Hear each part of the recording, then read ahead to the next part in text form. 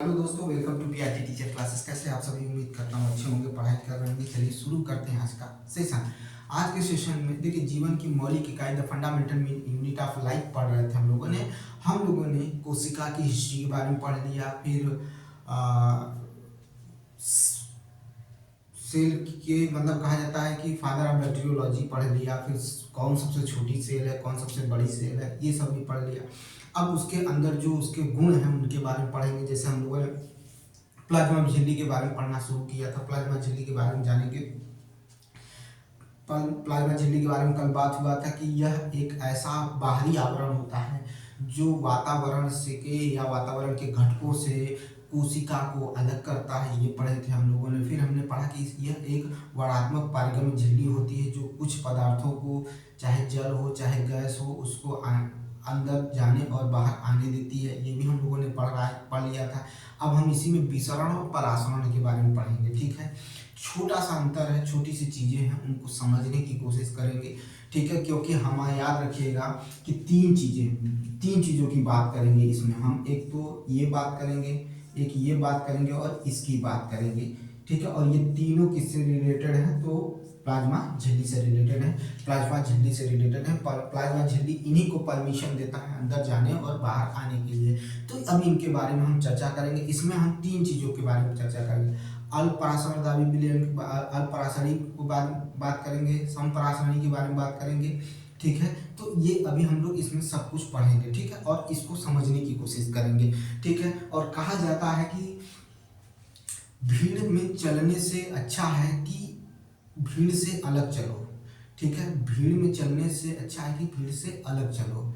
या तो पागल घोषित कर दिए जाओगे या तो फिर इतिहास रच दोगे। और याद रखना, अक्सर पागल ही इतिहास रचते हैं। ठीक है, मैंने क्या कहा कि भीड़ से अलग चलने की कोशिश करो, क्योंकि अगर अलग चलोगे तो जानते हो ना, जब समाज से लोग अलग चलने की कोशिश करते हैं तो लोग उन्हें पागल कहते हैं या उनकी उनके उनकी उनकी बेइज्जती करते हैं, उनका तिरस्कार होता है। ठीक है, तो वो, लेकिन यही होता है कि या तो आप इतिहास रच दोगे या तो पागल कहे जाओगे। और याद रखना, पागल ही हमेशा क्या करते हैं? इतिहास रचते हैं। याद रखना, आम आदमी की बात नहीं होती है, आम आदमी के बस की बात नहीं होती है। ठीक है, तो इस चीज को याद रखिएगा। ठीक है, और इसी को सोचते हुए आगे बढ़िए, इसी को सोचते हुए आगे बढ़िए। चलिए चलते हैं आगे की तरफ। चलिए चलते हैं, समझिएगा। हम पहले आपको क्या समझाने की कोशिश करेंगे उसको देखिए। पहले हम आपको समझाने की कोशिश करेंगे विसरण के बारे में। किसके बारे में समझाने की कोशिश करेंगे? विसरण के बारे में समझाने की कोशिश करेंगे। ठीक है, विसरण के बारे में हम लोग बात करेंगे। चलिए, हो गया ना, ये चीजें समझा दी। अब हम पढ़ने चल रहे हैं। पहले इसमें पढ़ेंगे विसरण के बारे में। किसके बारे में पढ़ेंगे? विसरण के बारे में, यानी डिफ्यूजन के बारे में हम लोग पढ़ेंगे। ठीक है, समझने की कोशिश करिएगा। अगर डिफ्यूजन, हम पिछले चैप्टरों में भी डिफ्यूजन के बारे में पढ़ चुके हैं, यानी क्लास 9 से पहले 8 की बात कर रहे हैं ये। ठीक है, तो उसमें हम लोगों ने पढ़ लिए हैं, लेकिन फिर भी हम इसको समझने की कोशिश करेंगे। क्यों? क्योंकि हम जितनी बार किसी चीज को सीखने की कोशिश करते हैं वो चीज उतनी ही क्लियर होती चली जाती है। और ये भी, इस बार भी आपको चीजें अलग ही, मतलब कुछ न कुछ नया सीखने को इसमें मिलेगा। याद रखिएगा, बाकी आपकी मर्जी है, आप उसको सीखिए समझिए, वो आप पर निर्भर करता है। तो हम पढ़ने चल रहे हैं डिफ्यूजन। ठीक है, किसके बारे में पढ़ने चल रहे हैं? डिफ्यूजन के बारे में। ध्यान से सुनिएगा, एकदम चीजों को ध्यान से सुनने की कोशिश करिएगा। डिफ्यूजन, पहली चीज तो समझिए, जैसे वातावरण में ये आपको देखने को मिलेगा, अपशिष्ट पदार्थ के रूप में कोशिका से बाहर भी यही आपको देखने को आने की कोशिश करता है। और कब आता है समझने की कोशिश करिएगा, जब वातावरण में कार्बन डाइऑक्साइड की मात्रा और कोशिका के अंदर कार्बन डाइऑक्साइड की मात्रा में अंतर देखने को मिलता है, तब हमारा क्या होता है? उच्च सांद्रता वाला, ठीक है, जो भाग है उससे गैसें निकलकर निम्न सांद्रता की ओर चलती हैं, यानी उच्च सांद्रता से निम्न सांद्रता की तरफ चलती हैं। ये चीज पहले याद रखिए कि जो विसरण की बात करें तो उसमें उच्च सांद्रता से निम्न सांद्रता की तरफ चलती है। जैसे ये कार्बन डाइऑक्साइड, अगर एटमॉस्फेयर में कार्बन डाइऑक्साइड की अपेक्षा एटमॉस्फेयर में कार्बन डाइऑक्साइड की अपेक्षा कोशिका के अंदर कार्बन डाइऑक्साइड ज्यादा है, कोशिका के अंदर कार्बन डाइऑक्साइड ज्यादा है, तो जिसमें ज्यादा होगी उसकी सांद्रता उच्च होगी, तो उच्च सांद्रता से वो निम्न सांद्रता की तरफ चलेगा। यानी वातावरण का जो सांद्रता है कार्बन डाइऑक्साइड की जो मात्रा है वो कम है एज कंपेयर टू कोशिका के अंदर।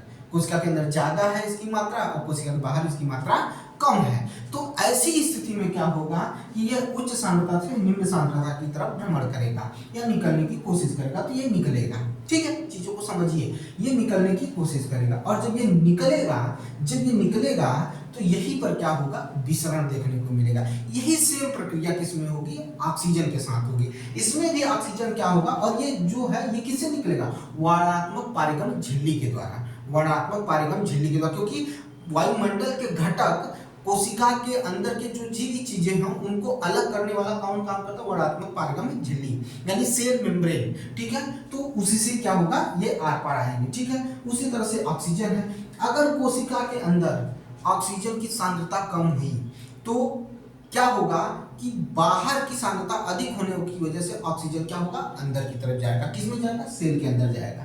यानी उच्च सांद्रता से, यहाँ पर भी वही उच्च सांद्रता से निम्न सांद्रता, उच्च सांद्रता से निम्न सांद्रता, यही डिफ्यूजन है, यही क्या है, विसरण है। और जल भी विसरण के नियम के अनुकूल कार्य करता है, ठीक है। जल भी विसरण के नियम के अनुकूल कार्य करता है, बस इसमें इतना अंतर आ जाता है कि इसे परासरण कहा जाता है और विलयन क्या होता है, विलयन में विलय जो होता है वो निम्न सांद्रता से उच्च सांद्रता की ओर जाता है। बात बहुत पॉइंट करके रखिएगा, निम्न सांद्रता से उच्च सांद्रता की तरफ जाता है।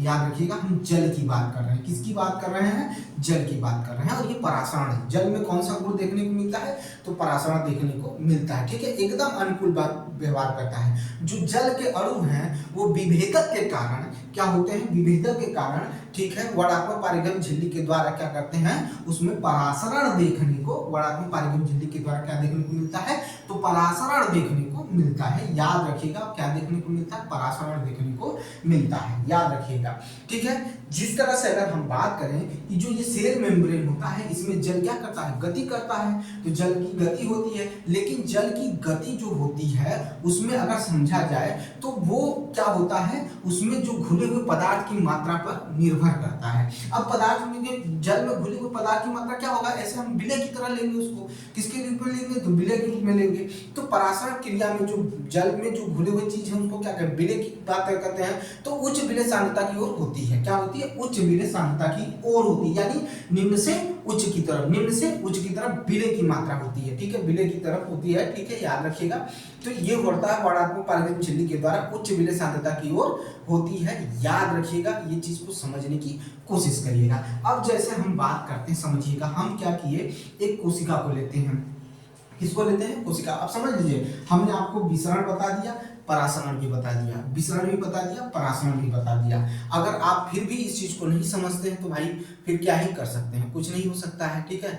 आपको समझने की, अगर इतना भी नहीं समझ पा रहे हैं तो फिर कुछ नहीं कर सकते हैं, ठीक है। इस चीज को समझने की कोशिश करिएगा, ठीक है, ये समझने की कोशिश करिएगा, ठीक है। चलिए आगे चलते हैं, आगे की तरफ बात करते हैं, ठीक है। तो परासरण भी हम लोगों ने समझ लिया, विसरण भी हम लोगों ने समझ लिया, ठीक है। विसरण और परासरण दोनों ही समझ लिए हैं। अब हम आगे की तरफ बढ़ते हैं, ठीक है, आगे की तरफ बढ़ते हैं, याद रखिएगा, ठीक है। परासरण हम इसको पढ़ाए हैं आपको, याद रखिएगा, परासरण जो है पढ़ाए हैं, ठीक है, ठीक है। ऑस्मोसिस पढ़ाए हैं, ठीक है, याद रखिएगा। ऐसा नहीं कि नहीं पढ़ाए हैं, ऐसा कुछ नहीं है कि आपको न पढ़ाए हैं, ठीक है, याद रखिएगा, सब पढ़ाया हुआ है। अब पिछली वीडियो उठा कर देख लीजिए, सब चीजें आपको देखने को मिलेगी, ठीक है, सब चीज आपको देखने को मिलेगा, ठीक है। तो चलिए आगे बात करें, आगे की घटनाओं के बारे में चर्चा करते हैं। चलिए आगे बढ़ते हैं। देखिए सुनिएगा ध्यान से, क्या कहना चाह रहे हैं। यहाँ पर हमने कहा कि आपको 3 कंडीशन देखने को मिलेगा, 3 कंडीशन आपको देखने को मिलेगा, ठीक है, याद रखिएगा, ठीक है। आपको तीन चीजें देखने को मिलेंगी और 3 चीजों में क्या देखने को मिलेगा, 3 सॉल्यूशन देखने को मिलेगा, ठीक है। एक मिलेगा आपको, याद रखिएगा, अल्प परासरण दाबी विलयन मिलेगा, अल्प परासरण दाबी विलयन देखने को मिलेगा, याद रखिएगा। पहला कंडीशन बता रहे हैं, अभी उसमें बहुत कुछ बाकी है, घबराइएगा नहीं, जिसको हाइपोटोनिक सॉल्यूशन कहा जाता है, ठीक है। क्या कहा जाता है, हाइपोटोनिक सॉल्यूशन कहा जाता है, ठीक है, याद रखिएगा, उसे क्या कहा जाता है, हाइपोटोनिक सॉल्यूशन कहा जाता है। ठीक है, याद रखिएगा। दूसरा क्या देखने को मिलेगा, तो दूसरा समपराशरयी विलयन देखने को मिलेगा। दूसरा क्या मिलेगा, समपराशरयी, जिसे आइसोटोनिक कहा जाता है। पहला हो गया अल्पराशरदाबी विलयन, जिसे हाइपोटोनिक कहा जाता है। दूसरा होता है समपराशरयी विलयन कहा जाता है, जिसे आइसोटोनिक, ठीक है, सोल्यूशन कहा जाता है। ठीक है, उसके बाद क्या आता है आपका, उसके बाद आता है अति पराशरण दाबी विलयन आता है। अति पराशरण दाबी विलयन आता है, जिसे हाइपरटोनिक सोल्यूशन कहा जाता है। क्या कहा जाता है, हाइपरटोनिक सोल्यूशन कहा जाता है, याद रखिएगा। अब हम आगे की तरफ बढ़ेंगे, आगे की तरफ हम चर्चा करेंगे। ठीक है, आगे की तरफ हम चर्चा करने चल रहे हैं। ठीक है, अब ध्यान से सुनिएगा, हम क्या कर रहे हैं, तनु विलयन ले रहे हैं। ठीक है, पहले समझने की कोशिश करिएगा। हमने आपको बता तो दिया, लेकिन पहले समझने की कोशिश करिए, फिर उसके बाद चलते हैं। हमने क्या किया, तनु विलयन लिया। ठीक है, तनु विलयन का मतलब आप समझते होंगे भाई, उस पर चर्चा नहीं करें तो ठीक है, क्योंकि अब इतनी चीजें नहीं है कि आप इतना चीजें मतलब कहते हैं कि इतना डाउन है। ठीक है, ऐसा नहीं होना चाहिए। ठीक है, तनु विलयन। अब तनु विलयन में हमने क्या लिया, हमने क्या कर लिया, जल के साथ, चाहे हम शक्कर ले लीजिए, चाहे आप नमक ले लीजिए, चाहे आप शुगर ले लीजिए, चाहे आप सॉल्ट ले लीजिए। ठीक है, और हमें क्या बनाना है, तनु विलयन। याद रखिएगा, जिसमें विलायक और विलय की मात्रा में अंतर देखने को मिलता है, उसी को तनु विलयन कहते हैं, याद रखिएगा। और उसमें विलायक में विलय क्या होते हैं, कम मात्रा में होते हैं, याद रखिएगा। ये सब चीजों को समझने की कोशिश करिए। ठीक है, कोशिका को तनु विलयन के माध्यम से, यानी कोशिका को तनु विलयन में डाल रहे हैं, डाल दिए भाई, चलिए डाल देते हैं। ठीक है, चाहे वो जल के साथ शक्कर की मात्रा हो या चाहे नमक की मात्रा हो। ठीक है, लेकिन उसमें जल की मात्रा का है ना, विलायक अधिक होगा, विलय क्या होगा, कम होगा, यानी चीनी कम होगा और जल अधिक होगा। इस चीज को याद रखिएगा, ये चीज आपको देखने को मिलेगी। ठीक है, और तब उसके बाद जो जल पराशरण विधि द्वारा कोशिका के अंदर चला जाएगा, इसी विलयन को क्या कहा जाता है, अल्पराशरण दाबी विलयन कहा जाता है। ठीक है, याद रखिएगा। अब समझने की कोशिश करिए। ठीक है, अल्पराशरण दाबी विलयन को, और अगर हम कहें कि इसको और तरीके से समझे, तो हमने कहा अभी कि इसमें हमने क्या किया, तनु विलयन। ठीक है, अब वो तनु विलयन किसी का बना लिए, चाहे वो आप शक्कर ले लीजिए, चाहे आप सॉल्ट ले लीजिए, दोनों में से कोई भी ले लीजिए। ठीक है, ऐसा नहीं है कि आप मतलब अलग कर सकते हैं, ले सकते हैं। ठीक है, अब क्या होगा कि हमने ले लिया, ठीक है, नमक की मात्रा कम होगी या चीनी की मात्रा कम होगी, तो जल पराशरण विधि द्वारा कोशिका के अंदर जाएगा। ठीक है, इस चीज को समझिएगा, पराशरण विधि द्वारा क्या होगा, कोशिका के अंदर जाएगा। ठीक है, तो पराशरण विधि द्वारा कोशिका के अंदर जाएगा, तो किससे अंदर जाएगा, तो अर्धपारगम झिल्ली जो होगी, वर्णात्मक पारगम झिल्ली होगी, उससे जाएगा। इसी को क्या कहेंगे, पराशरण विधि कहेंगे। इसी को क्या कहेंगे, पराशरण विधि कहेंगे। ठीक है, याद रखिएगा, क्या कहेंगे, पराशरण विधि कहते हैं या पराशरण कहते हैं। प्लाज्मा झिल्ली से जल की गति जल घुले हुए पदार्थ की मात्रा के कारण क्या होता है, प्रभावित होता है। यह हमने आपको पहले ही बता दिया था, पहले ही समझा दिया था कि जो जल में घुली हुई मात्रा कोई भी चीज होगी, उससे क्या होगा, उसकी गति क्या होगी, प्रभावित होगी। सब लिखवाएंगे, पहले समझ लेते हैं। अब जब उसकी गति प्रभावित होगी, या तो गति क्या होगी, धीमी पड़ जाएगी, तो प्रभावित होती है। इस प्रकार पराशरण प्रक्रिया में क्या होता है, जल के नेट विसरण में विभेदक पारगम झिल्ली जो होती है, वो उच्च विलय सांद्रता की ओर होती है। ये भी हमने चर्चा कर लिया है। अब हम नंबर 1 पर चलेंगे, जो कंडीशन है उसको पढ़ेंगे, उसको समझने की कोशिश करेंगे और उसी को अपने दिमाग में आत्मसात करेंगे। यानी हम पढ़ने चल रहे हैं पहला कंडीशन, पहले कंडीशन की बात करेंगे तो हाइपोटोनिक सॉल्यूशन यानी अल्पराशरण दाबी विलयन।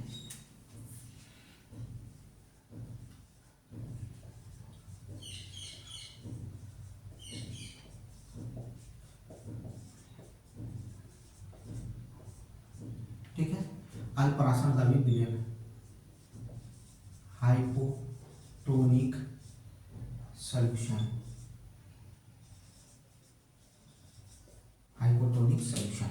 ठीक है, अल्पराशरण दाबी विलयन। ठीक है, चलिए चर्चा करते हैं। और चर्चा क्या करना है, बस लिखना है अच्छे से, इसको हमने समझा ही दिया है, आपको याद करना है। ठीक है, या फिर सुन लीजिए, फिर से सुन लीजिए, फिर से समझने की कोशिश करिएगा। ठीक है, समझने की कोशिश करिएगा, फिर से सुनिएगा चीजें समझ, और उसको अपने दिमाग में रखिएगा। ठीक है, हम कह रहे हैं कि कोशिका को तनु विलयन में डालते हैं। ठीक है, जो तनु विलयन हमने बनाया है उसमें क्या करते हैं, डाल देते हैं। अब कोशिका को जैसे ही तनु विलयन में डालेंगे, ठीक है, जैसे ही तनु विलयन में डालेंगे, चाहे वो जल का घुला हुआ हो या चाहे नमक का घुला हुआ रखा गया हो, तो जल पराशरण विधि द्वारा कोशिका के अंदर चला जाएगा, कोशिका के अंदर चला जाएगा। जब कोशिका के अंदर चला जाएगा तो कोशिका जाहिर सी बात है फूलेगी। जब कोशिका फूलेगी तो इसी को कहा जाता है अल्पराशनदाबी विलयन कहा जाता है। अभी एग्जाम्पल भी लूंगा लेकिन पहले लिखवाते हैं। हमने लिखा कि किसी तनु विलयन माध्यम में कोशिका को डालते हैं, तनु विलयन माध्यम में कोशिका को डालते हैं। हमने कोशिका को डालते हैं। अब परासरण विधि द्वारा, परासरण विधि के द्वारा क्या होता है, विलेय उच्च सांद्रता की ओर होता है। विलेय जो परासरण होता है विलेय के उच्च सांद्रता की ओर होता है। विलेय की उच्च सांद्रता, विलेय की बात कर रहे हैं, विलयन की नहीं बात कर रहे हैं, विलेय की बात कर रहे हैं। विलेय के उच्च सांद्रता की ओर होता है। इसमें तो विलेय की जो सांद्रता है वो निम्न है ना, तो ये उच्च सांद्रता की तरफ होगा। तो उच्च सांद्रता किसमें देखने को मिलेगा, कोशिका के अंदर मिलेगा। कोशिका के अंदर मिलेगा तो वो जल क्या होगा, कोशिका के अंदर जाने की कोशिश करेगा, निम्न सांद्रता से उच्च सांद्रता की तरफ जाने की कोशिश करेगा। समझने की कोशिश करिए। तो विलेय, ठीक है, परासरण विधि द्वारा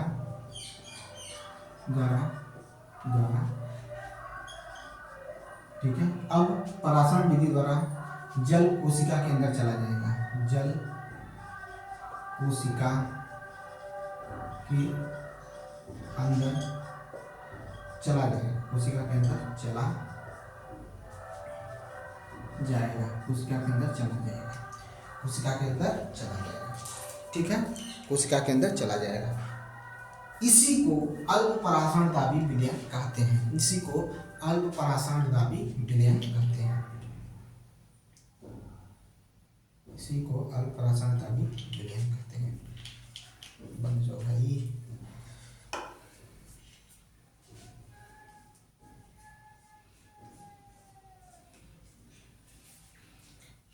ठीक है, ऐसे विलयन को अल्प परासरण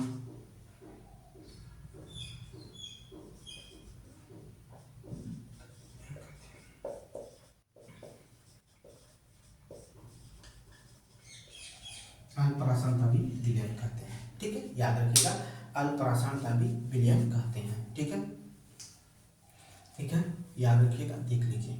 ठीक है,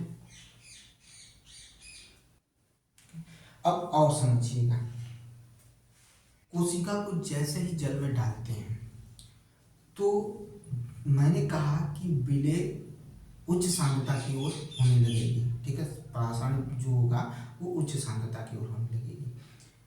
जल जैसे ही डालेंगे तो जल के अंदर जाने की गति अधिक होगी, जबकि अंदर से जल के बाहर आने की गति कम हो जाएगी। और ऐसी स्थिति में क्या हो जाएगी, कोशिका फूल जाएगी। हमने आपसे कहा था ये नियम है। ठीक है, अल्पपराशनदाबी विलयन इसी को फॉलो करता है। ठीक है, तो समझने की कोशिश करिए, चीज़ों को अपने दिमाग में रिवाइव करिए और उसको मतलब रखिए, चीज़ों को समझने की कोशिश करिए। ठीक है, मैंने कहा ना, जैसे हमने क्या किया कि हमने एक ये बना दिया। अब इसमें हमने, ठीक है, वो जो विलयन है उसको रखा। अब इसमें हमने कोशिका डाल दिया।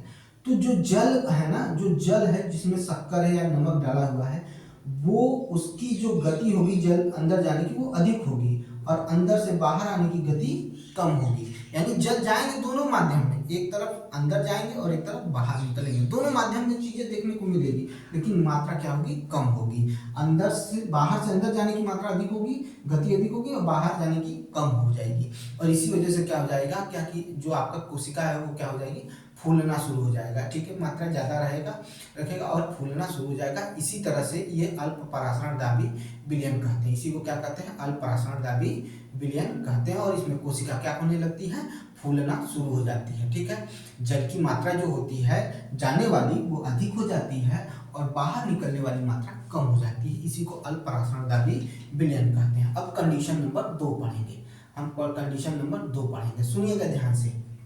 यदि कोशिका, जिसको आइसोटोनिक कहते हैं, ठीक है, उसे क्या कहते हैं, आइसोटोनिक यानी समपराशरण विलयन। ठीक है, समपराशरण विलयन कहते हैं। ठीक है, उनको हम पढ़ेंगे। ठीक है, अब पॉइंट नंबर 2 पढ़ेंगे। ठीक है, यदि कोशिका को ऐसे विलयन में रखा जाए, ठीक है, जहां पर जिसमें बाहर और अंदर, ठीक है, बाहर भी जाने की मात्रा जल की मात्रा और अंदर आने वाली जल की मात्रा जो है वो बराबर हो जाए। कैसा हो जाए? बराबर हो जाए। ठीक है, बराबर हो जाए। ठीक है, ये इतनी बड़ी कोशिका कि इसमें 3 लीटर जल जा रहा है, 3 लीटर जल बाहर भी जा रहा है। ऐसा हो सकता है क्या? नहीं। तो इसमें क्या है, तो जितनी मात्रा में जल जा रहा है उतनी ही मात्रा में जल बाहर निकल जा रहा है। ठीक है, जितनी मात्रा में जल जा रहा है उतनी मात्रा में बाहर भी निकल जा रहा है। तो उसी को, और इसमें क्या होगा भाई, ऐसी कब स्थिति आएगी? ऐसी तब स्थिति आएगी जब कोशिका के अंदर के विलयन की सांद्रता और कोशिका के बाहर की विलयन की सांद्रता क्या हो जाए? ठीक बराबर हो जाए। जब विलयन के अंदर की सांद्रता और विलयन के बाहर की सांद्रता क्या हो जाए? ठीक बराबर। और जब ऐसा कंडीशन हो जाएगा तो कोशिका में से जल ना आएगा ना जाएगा। हमने तो कहा कि जितना जा रहा है उतना आ रहा है। तो ऐसी कंडीशन एक बार देखने को मिलेगी शुरुआत में, थोड़ी देर के लिए। याद रखिएगा, जब आप पढ़ते हैं किसी चीज को ना, तो याद रखिएगा किसी भी चीज को जब आप पढ़ेंगे समझेंगे तो वो चीजें बाद में आपको क्लियर करती हैं। तो मैंने शुरुआत में क्या कहा कि जितनी मात्रा जाएगी उतनी मात्रा बाहर भी आ जाएगी, यानी दोनों बराबर हो जाएंगे। और ऐसी कंडीशन तब होगी जब बाहर की भी सांद्रता और अंदर की सांद्रता ठीक बराबर हो जाए। तो इसी स्थिति में जो हमें देखने को मिलता है उसे समपराशरी विलयन कहते हैं, या पराशरी विलयन कहते हैं। ठीक है, याद रहेगा, समपराशरी विलयन कहते हैं, जिसे आइसोटोनिक सॉल्यूशन भी कहा जाता है। तो लिख लेते हैं आइसोटोनिक के बारे में। चलिए आइसोटोनिक के बारे में लिखते हैं।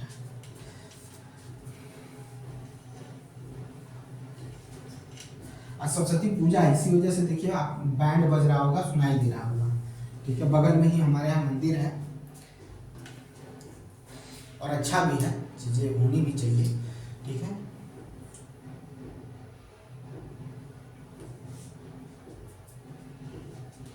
ये पॉइंट नंबर 1 था। दूसरा समपराशरी विलयन, समपराशरी समपराशरी विलयन, समपराशरी विलयन। ठीक है, समपराशरी विलयन या आइसोटोनिक सॉल्यूशन।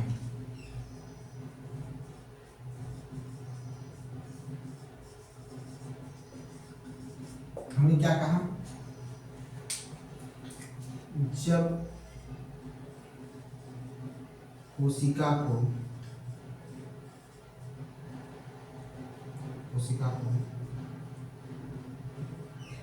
ऐसे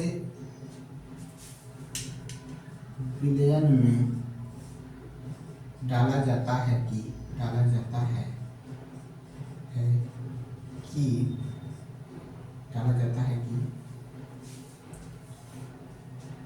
कोशिका के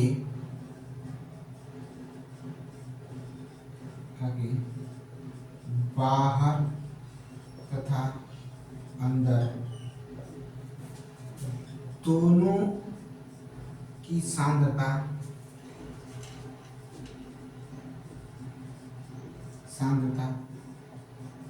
ठीक बराबर हो जाए, ठीक बराबर हो जाए, उसे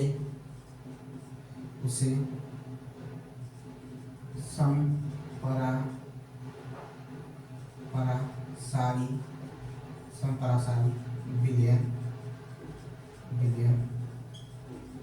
कहते हैं। ठीक है, ऐसी स्थिति जब हो जाएगी तो न तो कोशिका फूलेगी न तो खिंचकेगी। ऐसा नहीं होगा कि सिकुड़ जाएगी, नहीं, वो जैसी थी वैसे ही स्थिति उसकी बनी जाएगी, वैसे ही स्थिति बनी रहेगी। ठीक है, कोशिका में आपको कोई परिवर्तन देखने को नहीं मिलेगी। ठीक है, कोशिका में आपको कोई भी परिवर्तन नहीं देखने को मिलेगी।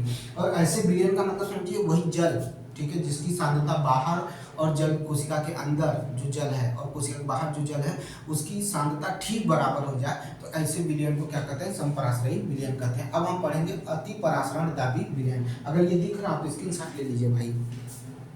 ठीक है, याद रखिएगा, इसे क्या कहेंगे? समपराशरी विलयन कहेंगे। और याद रखिएगा बेटा, इसमें कोशिका में कोई परिवर्तन नहीं होता। लिख देता हूं भाई, इसमें कोशिका में कोई परिवर्तन नहीं होता है, कोई परिवर्तन नहीं होता है। ठीक है, इसमें कोशिका फूल जाएगी, इसमें कोशिका फूलेगी, जल अंदर जाएगा तो कोशिका फूल जाएगी, याद रखिएगा। ठीक है, दिख रहा है, सही है। चलिए आगे चलते हैं, इसको मिटाते हैं, स्क्रीनशॉट ले लीजिएगा भाई। अब हम पढ़ेंगे अति परासरण दाबी विलयन। ठीक है, अति परासरण दाबी विलयन। एक में हमने पढ़ा कि कोशिका फूली, एक में कोई परिवर्तन नहीं। अब इसमें कोशिका क्या हो जाएगी, सिकुड़ जाएगी। जैसे किशमिश होता है ना, तो पानी डालिए फूल जाता है, या किशमिश पहले जो रहता है उसको अगर ऐसा करिए कि ऐसे विलयन में डालिए, ठीक है, जिसकी वजह से क्या हो जाए, उसके अंदर का जो पानी है या विलयन है वो बाहर निकल जाता है, तो उसका सिकुड़ जाती है। और कुछ ऐसे होते हैं जिसमें कोई परिवर्तन ही देखने को नहीं मिलता है, तो ऐसी भी कंडीशन देखने को मिलती है। ठीक है, अब सुनिएगा ध्यान से। यदि कोशिका को अधिक सांद्रता वाले जल में रखा जाए, अधिक सांद्रता वाले जल हो गया या अधिक सांद्रता वाले घोल हो गया, ठीक है, या क्या कहा जाता है कि विलयन हो गया, तो ऐसे में जब उसको डालते हैं कोशिका को उसमें, तो क्या हो जाता है, अधिक सांद्रता वाला जो विलयन है अगर उसमें डालते हैं तो कोशिका के अंदर का जल भी क्या हो जाता है, बाहर निकल जाता है। कोशिका के अंदर का जल बाहर निकल जाता है। तो ऐसे सोल्यूशन को या ऐसी चीजों को क्या कहा जाता है, अति परासरण दाबी विलयन कहते हैं। क्या कहते हैं, अति परासरण दाबी विलयन कहा जाता है। ठीक है, हाइपरटोनिक सॉल्यूशन कहा जाता है। ठीक है, तीसरा अति परासरण दाबी विलयन,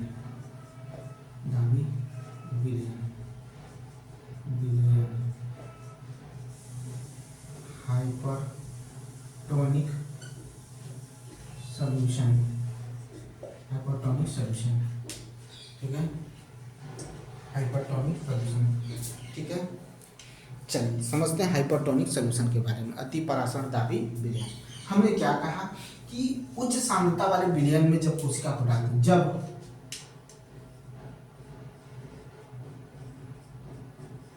कोशिका को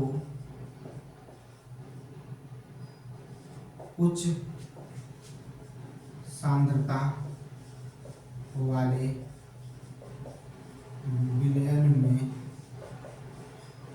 डालते हैं, ठीक है, उच्च सांद्रता वाले विलयन में डालते हैं, तो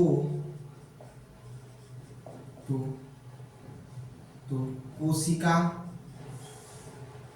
के अंदर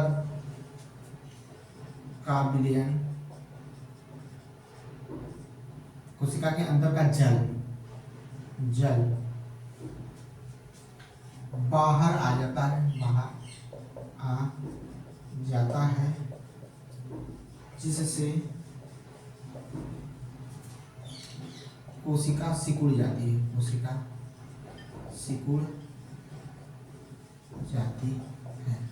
क्या हो जाती है, सिकुड़ जाती है, सिकुड़ कर क्या हो जाती है, छोटी हो जाती है।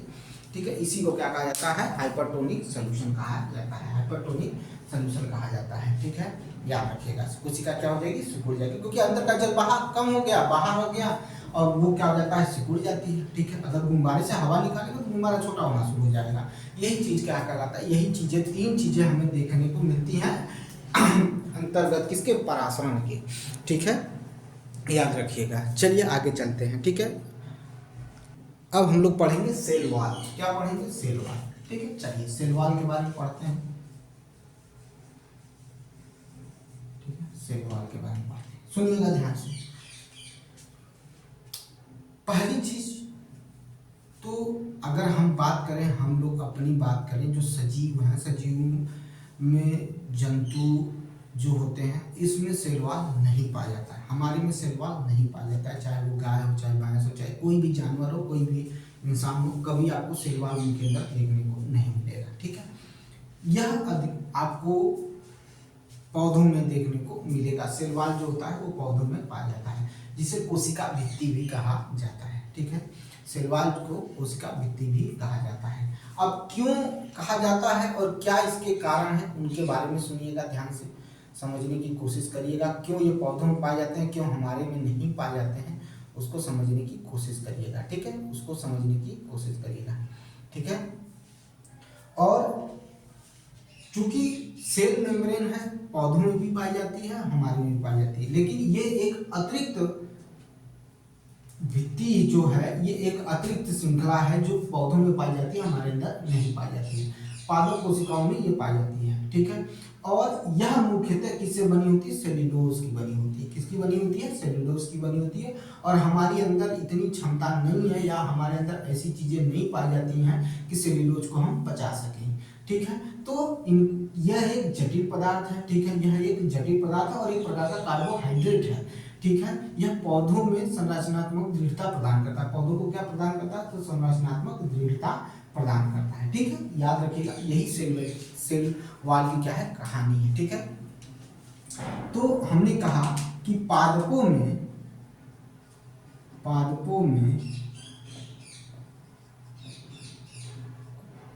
ठीक है कोशिका झिल्ली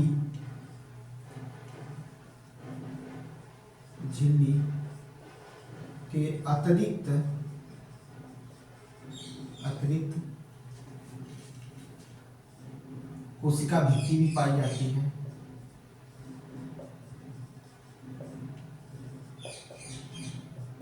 भित्ति भी पाई जाती है, कोशिका भित्ति भी पाई जाती है। पादपों में कोशिका झिल्ली के अतिरिक्त कोशिका भित्ति भी पाई जाती है। यह मुख्यतः सेल्यूलोज की बनी होती है। यह एक जटिल पदार्थ है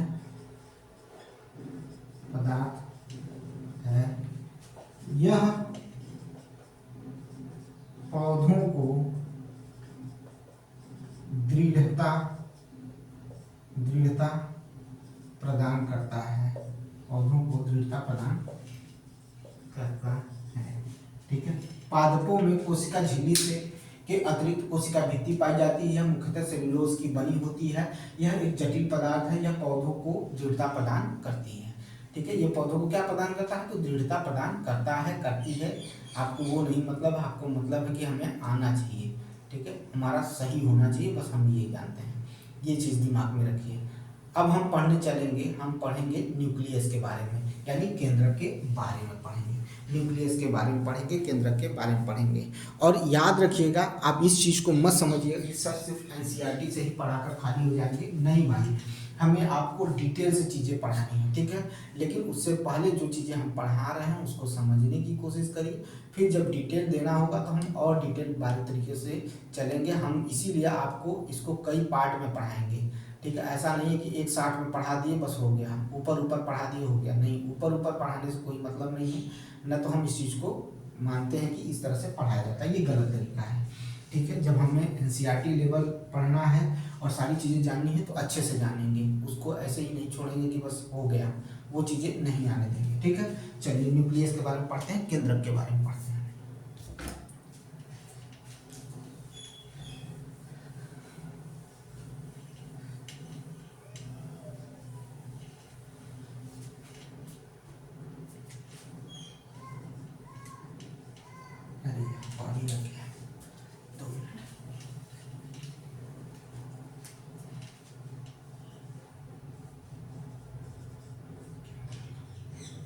इसकी चर्चा करेंगे, केंद्र की चर्चा करेंगे, ठीक है। केंद्र की चर्चा करेंगे, ठीक है। न्यूक्लियस की चर्चा करने चल रहे हैं, समझने की कोशिश करिएगा, ठीक है, तब आगे की तरफ बढ़ेंगे, ठीक है। चलिए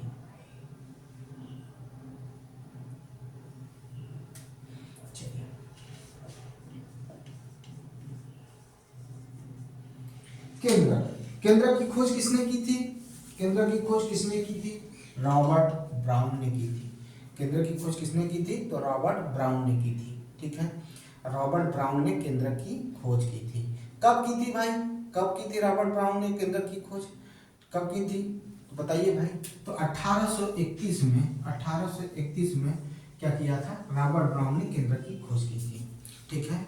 और इसी के बाद क्या हुआ, सारी चीजें और बदलनी शुरू हुई जब इलेक्ट्रॉन सूक्ष्मदर्शी 1940 में आया, और भी सारी चीजें डिटेल से खुलना शुरू हो गया। ठीक है, ये इलेक्ट्रॉन सूक्ष्मदर्शी था जो बहुत ही अत्याधुनिक था और इससे बहुत सारी चीज़ें खुलना शुरू हुआ और कई सारी चीज़ें निकल कर आया। ठीक है, तो हम चल रहे हैं अब किसके बारे में पढ़ेंगे, तो केंद्रक के बारे में पढ़ेंगे। ठीक है, केंद्रक की चर्चा करेंगे, केंद्रक को समझेंगे, तब हम उसके बाद आगे की तरफ बढ़ेंगे। तो चलिए शुरू करते हैं, केंद्रक के बारे में चर्चा करते हैं, केंद्रक को समझने की कोशिश करते हैं। चलिए,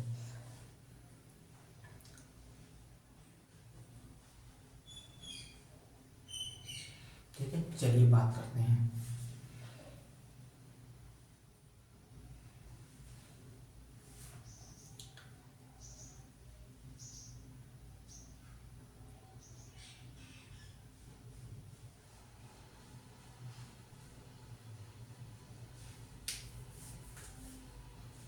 देखिए, एक चीज के बारे में सोचना पड़ रहा है कि अगर बात करें और वहां से प्रश्न आने की भी चांस है, इस वजह से उस पर चर्चा करना जरूरी है। अगर कहा जाए कि क्योंकि छोड़ रहा था तो छूटना नहीं चाहिए, याद आ गया तो बता दें। ठीक है, कोशिका को अगर रंगना है, कोशिका को कलर करना है, ठीक है, उसकी रंगाई करनी है। अब सोचिए कि कोशिका की भी रंगाई होगी। ठीक है, रंगने में, ठीक है, हम पहली चीज तो क्या करेंगे कि आयोडीन विलयन लेंगे। ठीक है, आयोडीन विलयन के अतिरिक्त क्या रहेगा, सेफ्रानीन होगा। ठीक है, क्या होगा, आयोडीन विलयन के अतिरिक्त क्या होगा, सेफ्रानीन होगा। ठीक है, सेफ्रानीन लेंगे। ठीक है, अब सेफ्रानीन जो होगा, आयोडीन विलयन के अतिरिक्त सेफ्रानीन होगा। अगर सेफ्रानीन आपके पास नहीं है, ठीक है, सेफ्रानीन अगर आपके पास नहीं है, ठीक है, तो मेथिल ब्लू यानी मेथिलीन ब्लू विलयन का उपयोग कर सकते हैं। हम इनसे क्या कर सकते हैं, कोशिका को रंग सकते हैं, मेथिलीन ब्लू, ठीक है, विलयन को लेकर हम इसको क्या कर सकते हैं, रंग सकते हैं। ठीक है, क्या कर सकते हैं, इनकी रंगाई कर सकते हैं। ठीक है, ठीक है, अब ये आपको मैंने चीजें थी तो बता दिया। ठीक है, एनसीईआरटी में है तो मैंने बता दिया। ठीक है, आयोडीन विलयन, सेफ्रानीन या मेथिलीन ब्लू। ठीक है, अब केंद्रक जो है वो दोहरे आवरण से घिरा होता है। केंद्रक जो है ये दोहरे आवरण से क्या होता है, घिरा होता है। केंद्रक जो है दोहरे आवरण से घिरा होता है, दोहरे आवरण से घिरा होता है। ठीक है, आवरण से, दोहरे आवरण से घिरा होता है, पहले समझिएगा, घिरा होता है।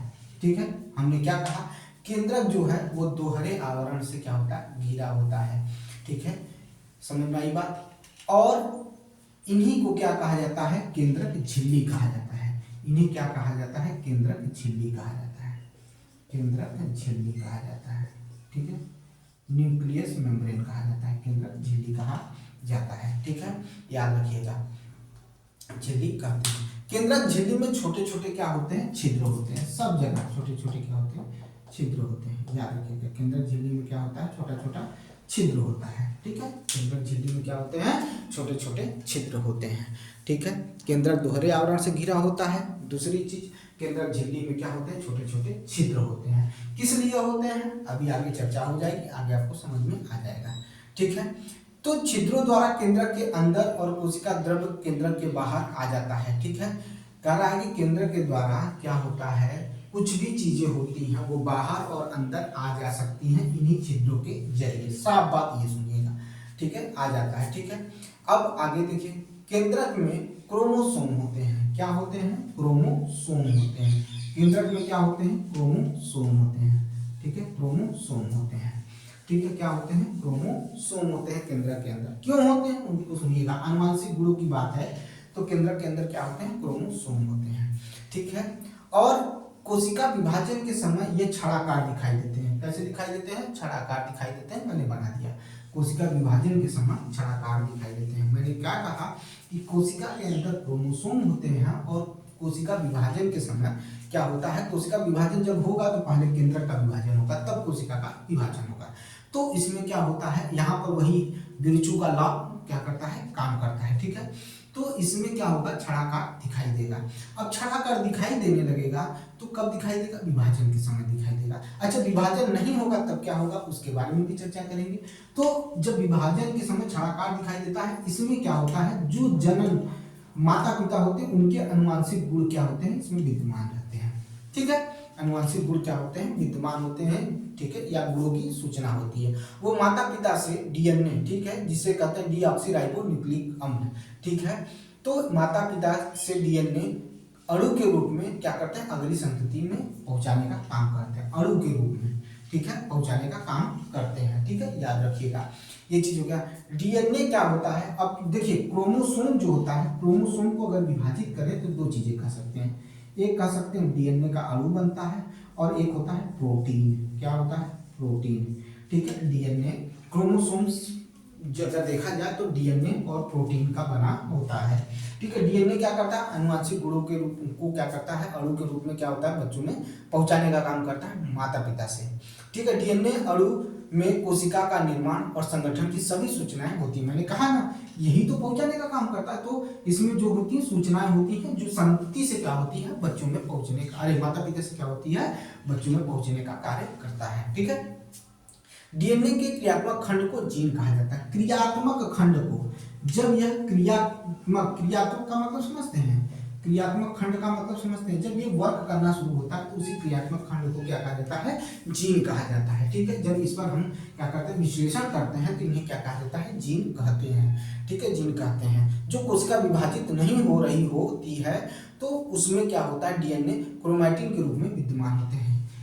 विभाजन से पहले यही चीज क्रोमैटिन के रूप में क्या होता है, विद्यमान होता है। जब विभाजन नहीं हो रहा होता है तो डीएनए किस रूप में रहता है, तो क्रोमैटिन के रूप में विद्यमान रहता है। क्रोमैटिन जो पदार्थ होता है वो धागे की संरचनाओं के रूप में क्या बना लेता है, एक पिंड बना लेता है, ठीक है, पिंड के रूप में होता है, आपस में गुथा होता है, पिंड के रूप में होता है, ठीक है, पिंड के रूप में होता है। जब भी कभी भी कोशिका विभाजित होने लगती है तो ये क्रोमोसोम क्या हो जाते हैं, संगठित हो जाते हैं, क्रोमोसोम संगठित हो जाते हैं, समझ में आई बात, क्रोमोसोम क्या हो जाते हैं, संगठित हो जाते हैं, ठीक है, क्रोमोसोम क्या हो जाते हैं, संगठित हो जाते हैं, ठीक है।